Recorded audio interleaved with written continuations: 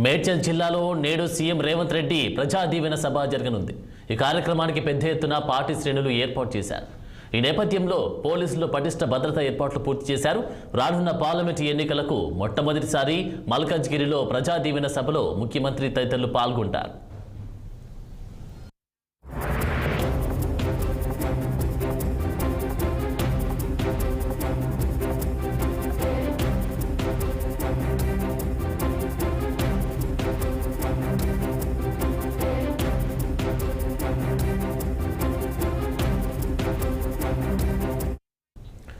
మేడ్చల్ జిల్లాలో నేడు సీఎం రేవంత్ రెడ్డి ప్రజా దీవెన సభ జరగనుంది.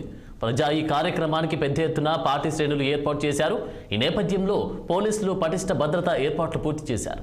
రానున్న పార్లమెంటు ఎన్నికలకు మొట్టమొదటిసారి మల్కాజ్గిరిలో ప్రజా దీవెన సభలో ముఖ్యమంత్రి తదితరులు పాల్గొంటారు.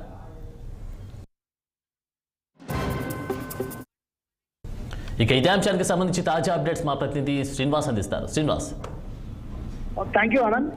ఈరోజు సాయంత్రం మేడ్చల్ మల్కాజ్గిరి జిల్లాలో ఏదైతే గుండ్లపోచంపల్లి దగ్గర కాంగ్రెస్ ప్రజా దీవెన సభ జరుగుతుంది. ఈ సభకు సంబంధించి ఇప్పటికే ఏర్పాట్లు పూర్తి చేశారు. అయితే మొదటిసారి మేడ్చల్ మల్కాజ్గిరి జిల్లాలో సభ జరుగుతుంది. ఏదైతే కాంగ్రెస్ ఈ జిల్లాలో ఇటు ఏదైతే గ్రేటర్ హైదరాబాద్ తో పాటు ఈ మల్కాజ్గిరి జిల్లాలో వీక్ గా ఉన్న నేపథ్యంలో కాంగ్రెస్ పార్టీని బలోపేతం చేయడమే లక్ష్యంగా, అదేవిధంగా పార్లమెంట్ ఎన్నికల్లో ఏదైతే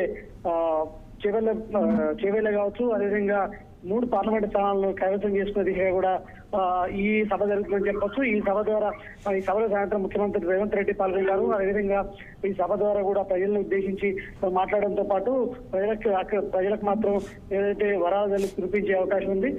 ముఖ్యమంత్రి రేవంత్ రెడ్డితో పాటు ఇటు మంత్రులు, అదేవిధంగా ముఖ్య నాయకులు కూడా హాజరవుతారని చెప్పొచ్చు. అయితే వర్కింగ్ ప్రెసిడెంట్ మహేష్ కుమార్ గౌడ్ ఆధ్వర్యంలో ఏర్పాట్లు అయితే ఇప్పటికే పూర్తి చేశారని చెప్పొచ్చు. ఆనంద్, మొత్తంగా ఏదైతే మరికొద్ది రోజులు అంటే ఈ 2-3 రోజుల తర్వాత దాదాపుగా పార్లమెంట్ కి సంబంధించిన నోటిఫికేషన్ రానున్న నేపథ్యంలో ఈ సభ అయితే కాంగ్రెస్ పార్టీ ప్రతిష్టాత్మకంగా తీసుకుంది.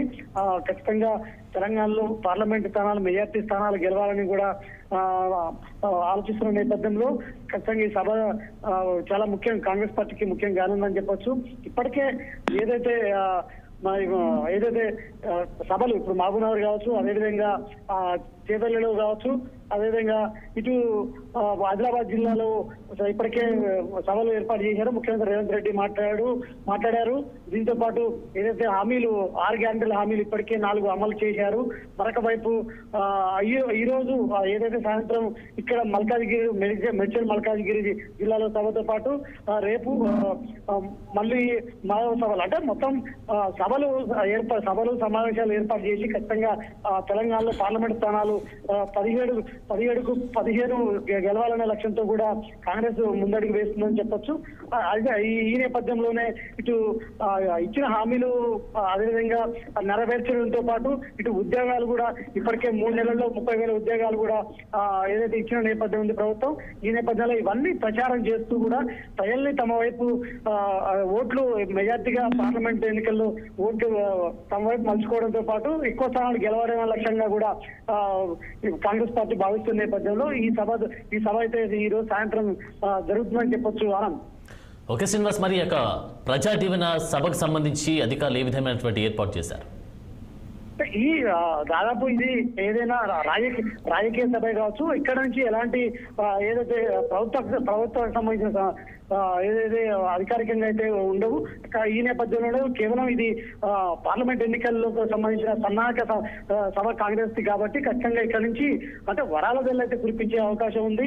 ఇప్పటికే అంటే ఇటు మేడ్చల్ మల్కాజ్గిరి జిల్లాలో కేవలం చేవెళ్ళ పార్లమెంట్ పరిధిలో 3 స్థానాలే కాంగ్రెస్ గెలిచిన నేపథ్యంలో మొత్తం ఇటు గ్రేటర్ హైదరాబాద్ కావచ్చు, అదేవిధంగా ఇటు ఏదైతే మేడ్చల్ మల్కాజ్గిరి కావచ్చు, మిగతా జిల్లాల్లో కాంగ్రెస్ వీక్ ఉన్న నేపథ్యంలో ఇప్పటికే పార్టీని బలోపేతం చేయాలనే ఉద్దేశం, అదేవిధంగా ఇక్కడ 3 పార్లమెంట్ స్థానాలు ఖచ్చితంగా గెలవాలని కూడా ప్రయత్నిస్తున్న నేపథ్యంలో దీనికి సంబంధించి ఒకవేళ పార్లమెంటు స్థానాలు గెలవకపోతే పార్టీ బలహీనం అవుతుంది, మరింత చతికిలబడే అవకాశం ఉంది ఈ ఏరియాలో. కాబట్టి ఖచ్చితంగా ఇక్కడ ఈ సభ నిర్వహించడం ద్వారా పార్టీని బలోపేతం చేయడంతో పాటు 3 పార్లమెంటు స్థానాలు గెలవడమే లక్ష్యంగా కూడా ముందడుగు వేస్తుంది.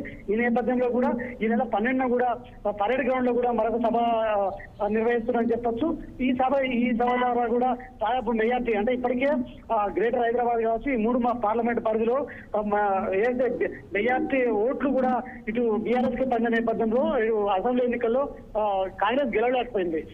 ఈ నేపథ్యంలోనే ఈసారి పార్లమెంట్ ఎన్నికల్లో తమకు అనుకూలంగా మలుచుకునే అదేవిధంగా ప్రభుత్వం ఏర్పాటైంది, అనుకూలంగా మలుచుకొని పార్లమెంట్ స్థానాలు గెలవాలని కూడా లక్ష్యం